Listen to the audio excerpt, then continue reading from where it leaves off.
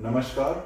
मैं डॉक्टर के एम सिंह, वरिष्ठ गुर्दा रोग विशेषज्ञ एवं transplant physician, Indraprastha Apollo hospital, new Delhi, जहाँ पे मैं कार्यरत हूँ।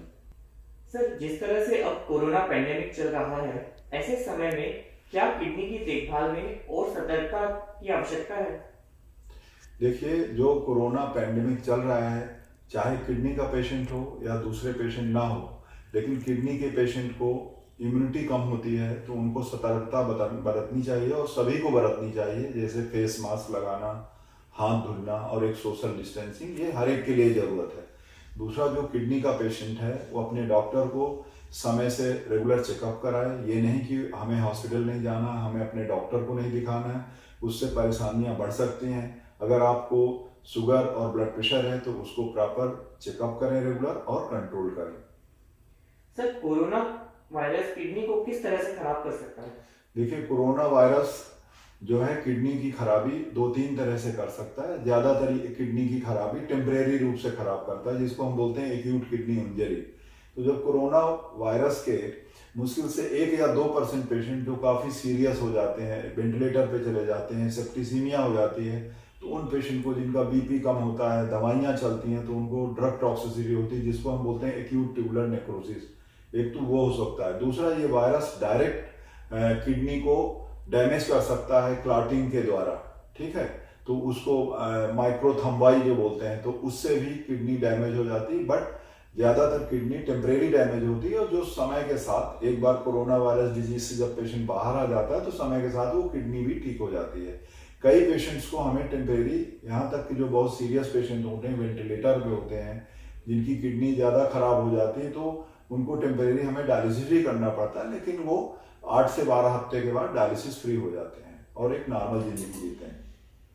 सर, डायबिटीज और हाइपरटेंशन किडनी फेलियर के प्रमुख कारण हैं। हाँ। तो डायबिटीज और हाइपरटेंशन के मरीजों को क्या सावधानी रखनी चाहिए?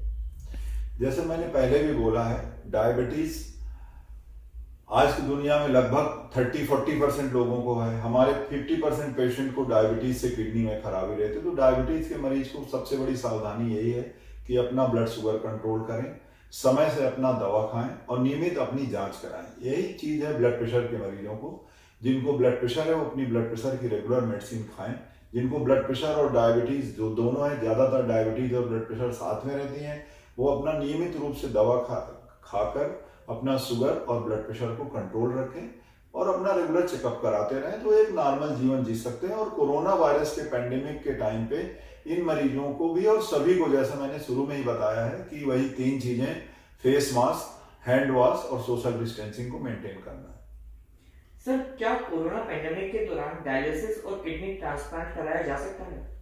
हाँ, बिल्कुल। डायलिसिस का कोई कंट्राइंडिकेशन नहीं है। सबसे पहले डायलिसिस के बारे में मैं बताना चाहूँगा कि जो हमारे पेशेंट हैं जो डायलिसिस में हैं, हमने अपनी डायलिसिस यूनिट को 2 भागों में बांट दिया। एक हम कोरोना पेशेंट के लिए और एक जो कोरोना निगेटिव पेशेंट हैं। क्योंकि हम किसी भी पेशेंट को, डायलिसिस एक लाइफ सेविंग प्रोसीजर है, मना नहीं कर सकते हैं, ना मना करना चाहिए। अगर किसी को कोरोना इन्फेक्शन भी है तो वो ऐसा नहीं कि वो डायलिसिस उसकी मना करना है। तो हमारा बड़ा सेंटर है, जैसे कई सेंटर छोटे हैं तो वहाँ दूसरी तरह से आइसोलेट करते हैं। कई लोग लास्ट शिफ्ट में डायलिसिस कर देते हैं, हमने अलग बना रखा है। तो अगर किसी का कोरोना पॉजिटिव है तो हम कोरोना पॉजिटिव यूनिट में डायलिसिस करते हैं। जब उनका कोरोना टेस्ट निगेटिव हो जाता है तब हम उसको अपना नॉर्मल डायलिसिस यूनिट में रख लेते हैं। नॉर्मल डायलिसिस यूनिट में भी मरीज को हम रेगुलर चेकअप करते हैं। हम पहले, हमारे यहाँ फ्लू क्लिनिक है, पहले पेशेंट हर बार डायलिसिस करवाने से पहले फ्लू क्लिनिक में जाता है, जहाँ हम टेम्परेचर देखते हैं, ऑक्सीजन सिचुएशन देखते हैं, डॉक्टर्स हिस्ट्री लेते हैं कि कोई आपको सिम्टम्स तो नहीं है, खांसी, जुकाम, बुखार किसी चीज़ के। अगर ऐसा कोई हमें डाउटफुल पेशेंट रहता है जो डायलिसिस में, तो सबसे पहले हम कोविड RT-PCR उसकी जांच करते हैं, तभी हम उसको उसमें नॉर्मल यूनिट में डायलिसिस में लेते हैं। अगर कोई पेशेंट मान लीजिए इमरजेंसी में है, जिसको इमरजेंसी डायलिसिस की जरूरत है, तो ऐसे पेशेंट को, जो डाउटफुल केसेस होते हैं, उनको हम जो कोविड पॉजिटिव डायलिसिस है उसमें डायलिसिस करते हैं। दूसरा है कि हम रेगुलर रूटीन भी हमारे सेंटर में, हर सेंटर में अलग अलग पॉलिसी है, हम अपने सेंटर में कि ज़्यादा से ज़्यादा मरीज को हम स्क्रीन कर सकें, हम वंस ए वीक हम कोविड RT-PCR भी कराते हैं। और हमारे सेंटर में काफी कुछ आइसोलेटेड है और इंसिडेंस बहुत कम है मेंटेनेंस डायलिसिस में कोविड आरटीपीसीआर होने का। ज्यादातर हम कोविड पॉजिटिव डायलिसिस यूनिट बाहर के रिफर्ड पेशेंट है जो पॉजिटिव आते हैं उनमें करते हैं। सर, कोरोना वैक्सीन कितनी कारगर सिद्ध हो सकती है कोरोना वायरस के सामने?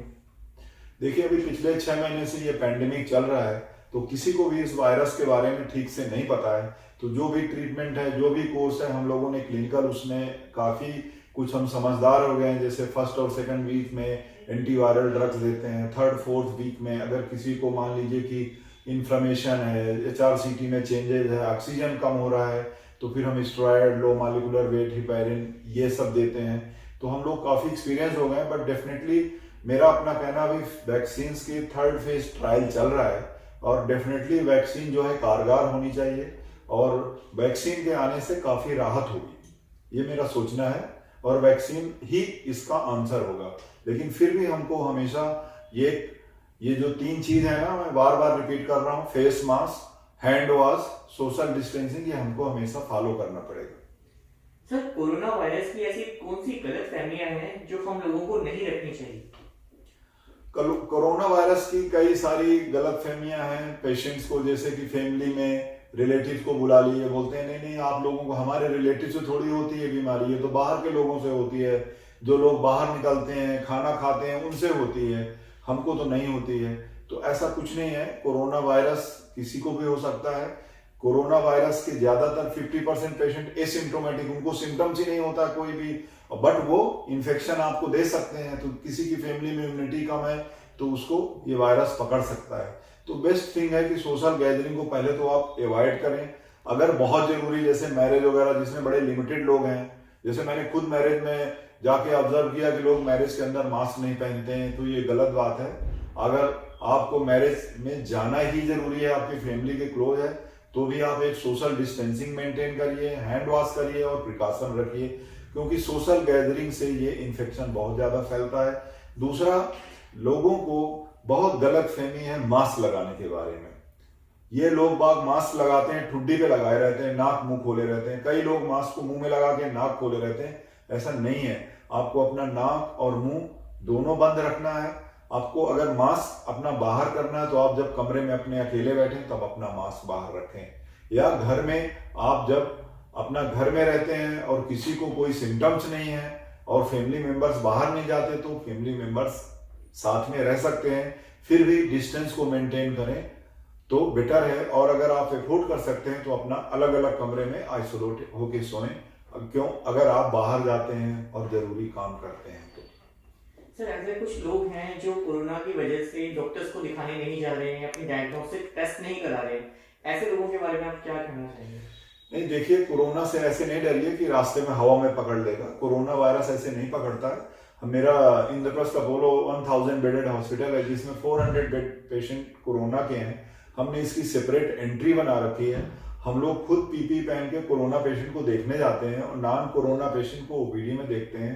उसकी भी हमारे पास गेट नंबर 1 में सेपरेट एंट्री है। आप मास्क पहन के हॉस्पिटल आ सकते हैं, सैनिटाइजर के साथ आ सकते हैं। अगर कोई चीज टच करते हैं या टेस्ट कराते हैं तो हैंड वॉश करिए। आप हॉस्पिटल के कैंपस में, कॉरिडोर में मास्क खोल के जहां पे और पेशेंट घूम रहे हैं वहां कुछ खाना पीना मत खाइए, ठीक है। ये चीज का आप रखिए ध्यान में। और मास्क पहनने के बावजूद भी अगर आप सिंगल मास्क पहने तो भी थोड़ा डिस्टेंस बना के बात करिए, और बिना मास्क के तो बिल्कुल नहीं चलिए हॉस्पिटल के अंदर। लेकिन ऐसा कुछ नहीं है, आप हॉस्पिटल आके दिखा सकते हैं। दूसरा है कि वीडियो कंसल्टेशन, व्हाट्सएप कंसल्टेशन भी कर सकते हैं। कई बार हमें पेशेंट को हॉस्पिटल बुला के देखना पड़ता है क्योंकि हर चीज हम वीडियो और व्हाट्सएप कंसल्टेशन में असेसमेंट नहीं कर पाते हैं। सर, आपकी इन सब जानकारियों के लिए बहुत बहुत धन्यवाद। नमस्कार।